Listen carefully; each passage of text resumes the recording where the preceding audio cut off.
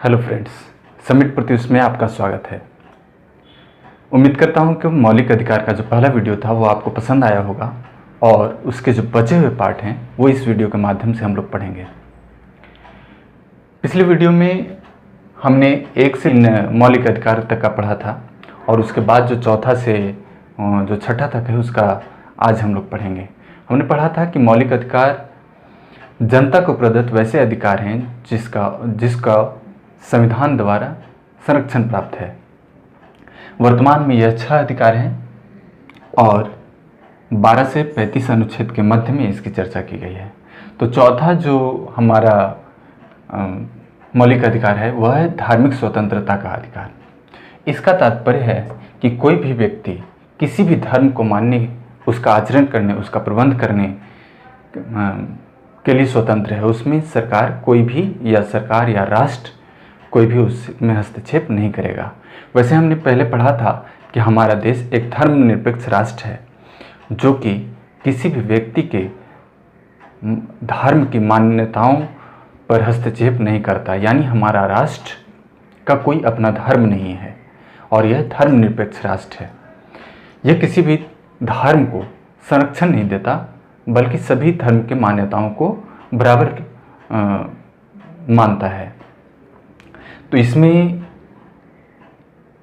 इसकी चर्चा या वर्णन हमारे संविधान में अनुच्छेद 25 से 28 के मध्य किया गया है। 25 से 28 के मध्य किया गया है, यही हम देखेंगे 25 से। तो आइए पहले देखते हैं 25 अनुच्छेद 25 में क्या है। अनुच्छेद 25 में है कि कोई भी व्यक्ति किसी भी धर्म का आचरण, प्रचार और किसी भी धर्म को मान सकता है, यानी कि किसी भी व्यक्ति को धर्म मानने, आचरण करने और प्रचार करने की स्वतंत्रता है।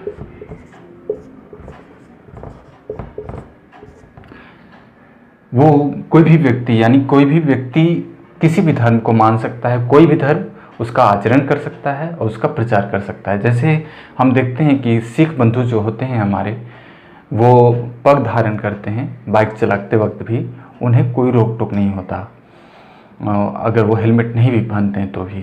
तो यह क्या है कि उनके आचरण में है, वो अपने धर्म का आचरण कर रहे हैं, तो ये संवैधानिक उल्लंघन नहीं है, इसलिए उसे रोका नहीं जाता है। दूसरा 26 में किसी भी धर्म को धार्मिक प्रबंधन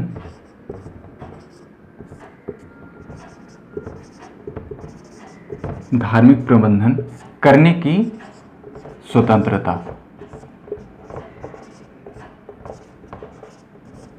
यानी कि कोई भी व्यक्ति अपने धर्म में जो भी कार्य हो रहे हैं उसका प्रबंधन कर सकता है। 27 है धार्मिक कार्यों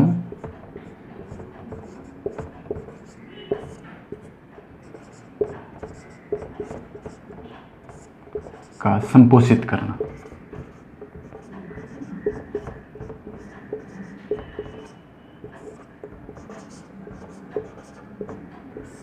धार्मिक कार्यों का संपोषित करना, संपोषित का अर्थ हुआ कि जो हम लोग चढ़ावा चढ़ाते हैं उससे है कि जो हमने दान किया, जिस धन को दान किया उसमें टैक्स संबंधी रियायतें दी जाती है, उसको ही हम लोग धार्मिक कार्यों का संपोषित करना कहते हैं।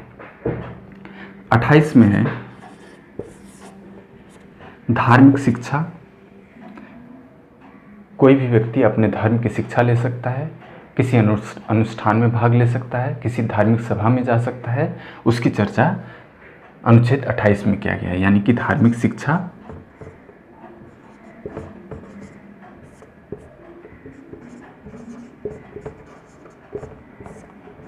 या उपासना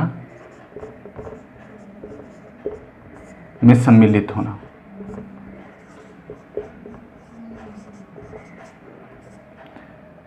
यानी कि कोई भी व्यक्ति अपने धर्म के किसी धार्मिक सभा में वो भाग ले सकता है, उसकी शिक्षा ले सकता है, उसकी चर्चा अनुच्छेद 28 में किया गया है।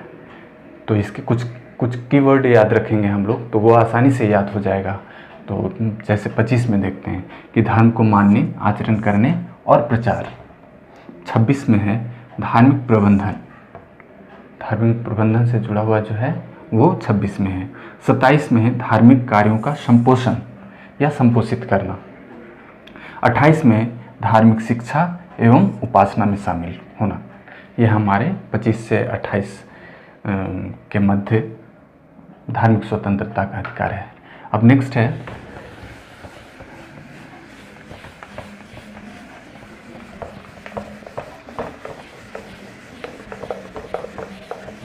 सांस्कृतिक शिक्षा। 5वां में हो गया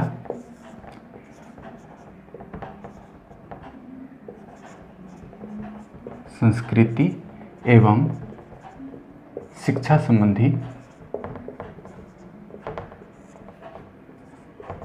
संबंधी अधिकार।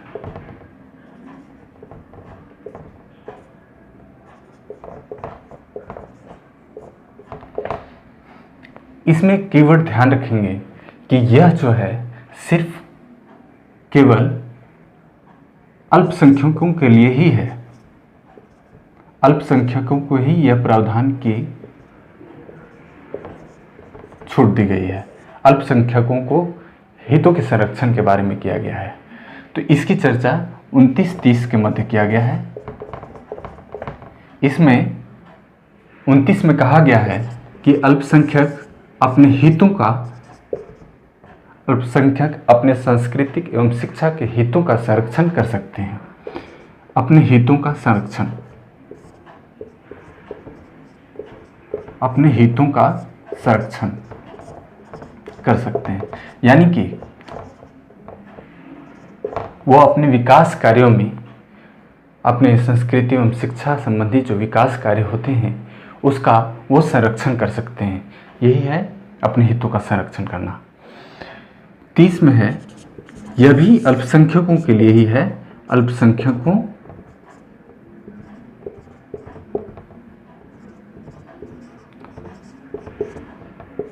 को अपने शिक्षा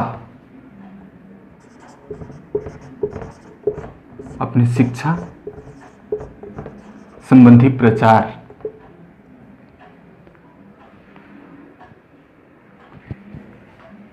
को अपने शिक्षा संबंधी प्रावधान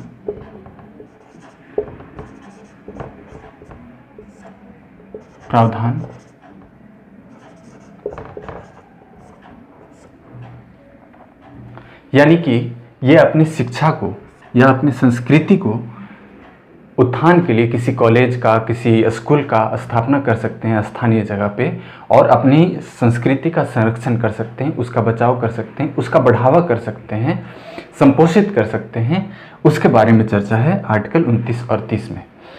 तो हमसे पूछा जाता है कई बार कि हमारे संविधान में ऐसे कौन सा प्रावधान है जहाँ पे सिर्फ अल्पसंख्यकों को ही यह अधिकार दिया गया है। तो उसका है 29 और 30 अनुच्छेद में, जो कि हमारा 5वां मौलिक अधिकार है, उसकी चर्चा की गई है। अब आते हैं छठे में। छठा हमारा है संवैधानिक उपचार, जिसका वर्णन हमारे अनुच्छेद 32 में किया गया है। अब पूछेंगे कुछ लोग कि सर आपने अनुच्छेद 31 के बारे में नहीं पता है। तो अनुच्छेद 31 जो था वो संपत्ति का अधिकार था, और इसे मौलिक अधिकार से हटाकर अब कानूनी अधिकार में रख दिया गया है। संपत्ति का अधिकार, जिसे मौलिक अधिकार से हटाकर कानूनी अधिकार में रख दिया गया है, और ये आर्टिकल 300A में रखा गया है। इसे यही संपत्ति का अधिकार और कानूनी अधिकार जो कि अनुच्छेद 31 में है। 32 में है, जो कि हमारा छठा मौलिक अधिकार है, आर्टिकल 32 संवैधानिक उपचार।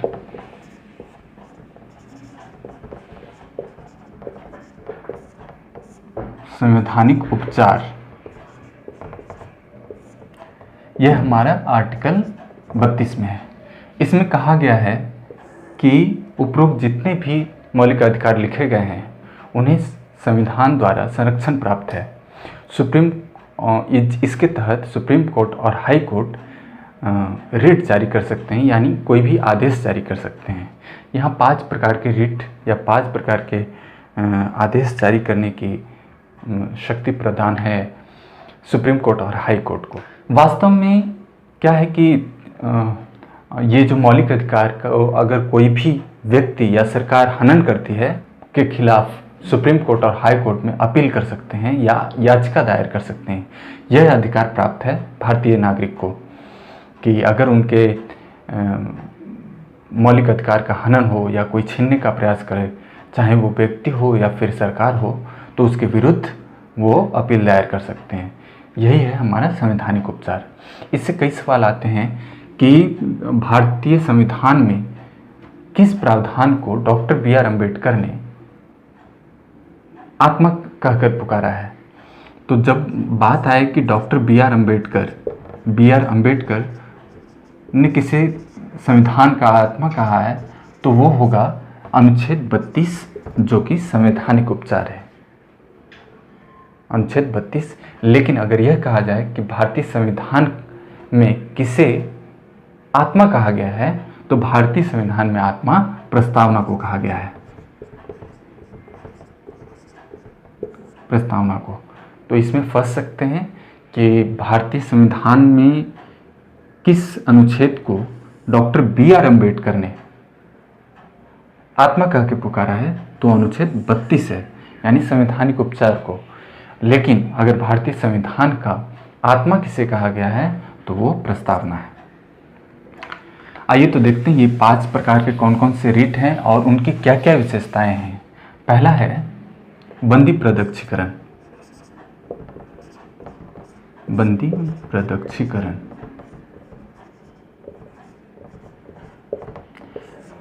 हमने अनुच्छेद 22 में पढ़ा था कि अगर किसी अपराधी को गिरफ्तार किया जाता है, वो अपराध किया है या नहीं किया है, लेकिन अगर उसे गिरफ्तार किया जाता है तो 24 घंटा के अंदर उसे किसी भी मजिस्ट्रेट के सामने पेश करना होता है।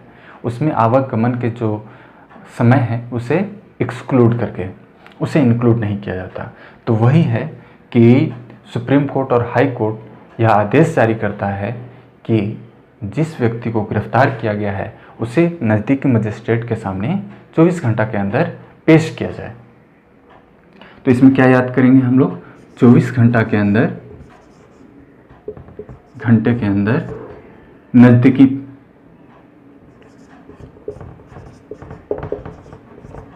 पेश, 24 घंटे के अंदर उसे पेश किया जाए। तो यही है बंदी प्रत्यक्षीकरण। दूसरा है परमादेश।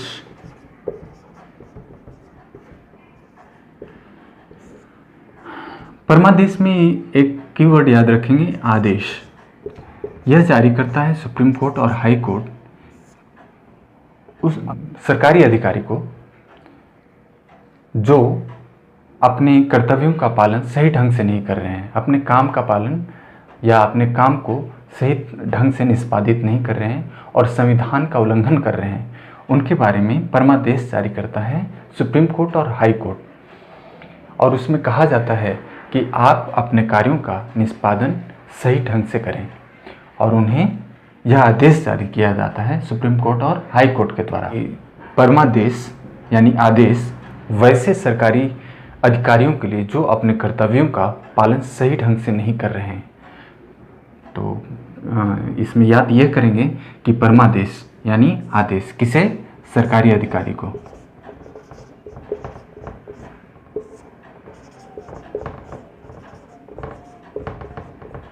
क्यों? अपने कर्तव्यों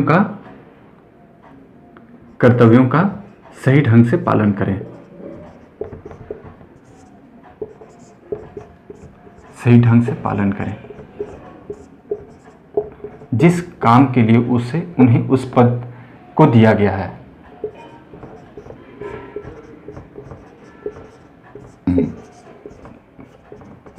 पालन करें। तीसरा है प्रतिषेध।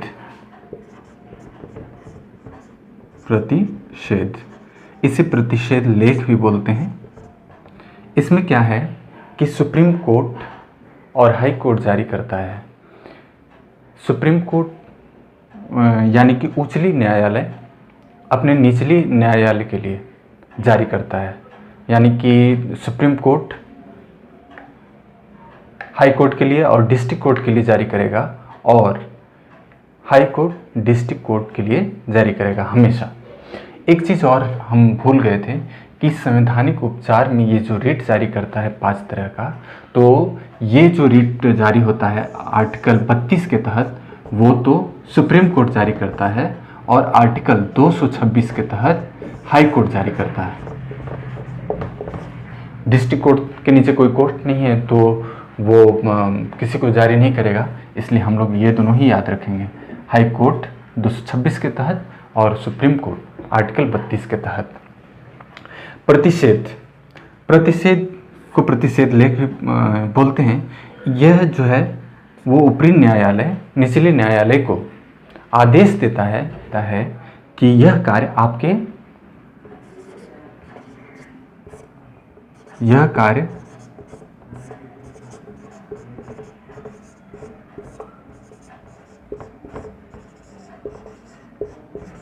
आपके अधिकार क्षेत्र में नहीं है,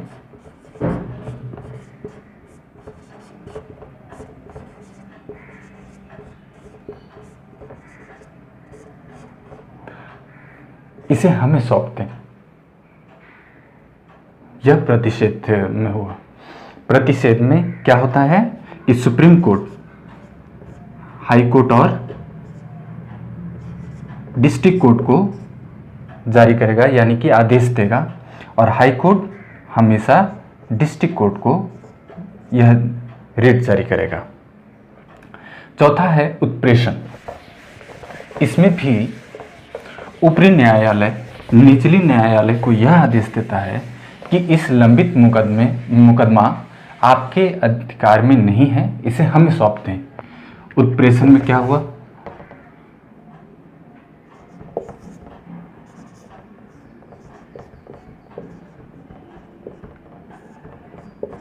किसे? ऊपरी न्यायालय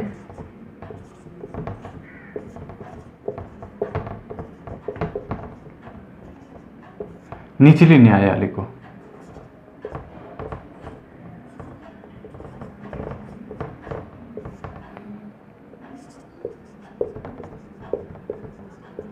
को यह आदेश देगा कि इस लंबित मुकदमा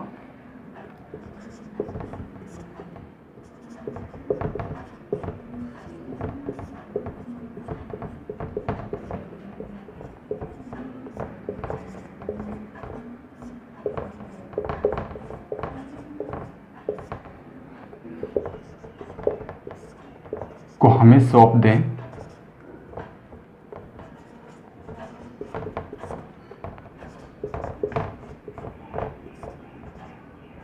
यह आपके अधिकार क्षेत्र से बाहर है। यानी कि उत्प्रेषण में हम क्या याद रखेंगे कि ऊपरी न्यायालय निचले न्यायालय को देगा आदेश कि इस कोई भी लंबित मुकदमा होगा उससे हमें सौंप दें, यह आपके अधिकार क्षेत्र से बाहर है। पांचवा और अंतिम जो रिट जारी करता है सुप्रीम कोर्ट और हाई कोर्ट, वह है अधिकार परीक्षा लेख।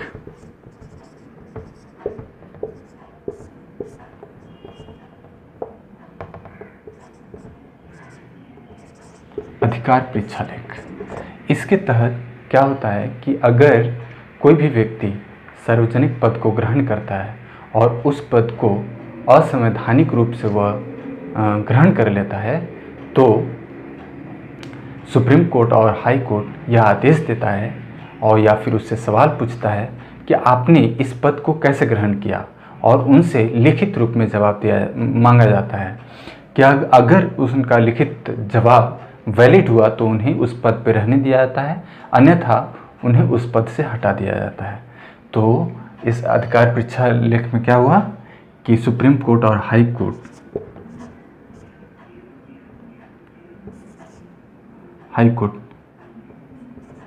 किसे कहता है? सार्वजनिक पद के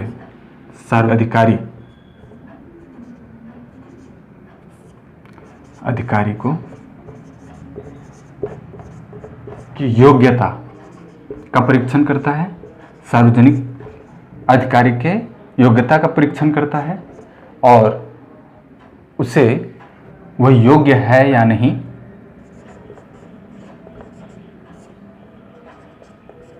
नहीं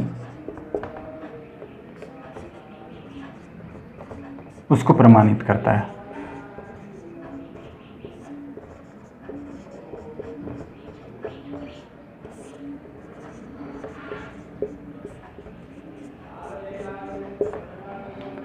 उम्मीद करता हूँ यही है मौलिक अधिकार, और उम्मीद करता हूँ कि आपको यह पसंद आया होगा। पसंद आने पे लाइक और सब्सक्राइब ज़रूर करें। धन्यवाद।